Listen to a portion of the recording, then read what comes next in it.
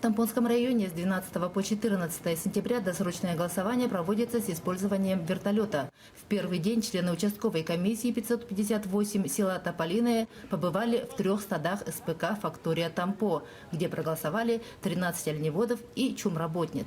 Самая удаленная местность Адыча расположена в 300 километрах от аэропорта Хандага. Все, да, все проголосовали, да? Я с женой работаю в оленеводстве всю жизнь.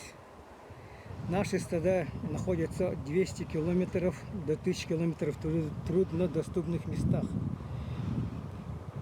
В год мы выезжаем один раз. Благодаря выборному вертолету мы голосуем в выборах Государственной Думы Российской Федерации. Далее участковая комиссия добралась до месторождения Абоха в горах Верхояния. Большинство старателей воспользовались своим конституционным правом. Всего проголосовали 17 человек. Мы, геологи, занимаемся поисково-оценочными работами и ищем серебро. На участке находится 22 человека.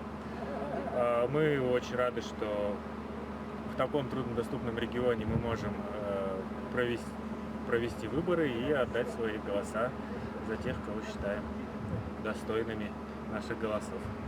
На сегодняшний день в Тампонском районе свой выбор сделали 404 избирателя. По количеству проголосовавших лидируют работники месторождения Верхней Менкиче. Мария Винокурова, Хандыга, Тампонский район.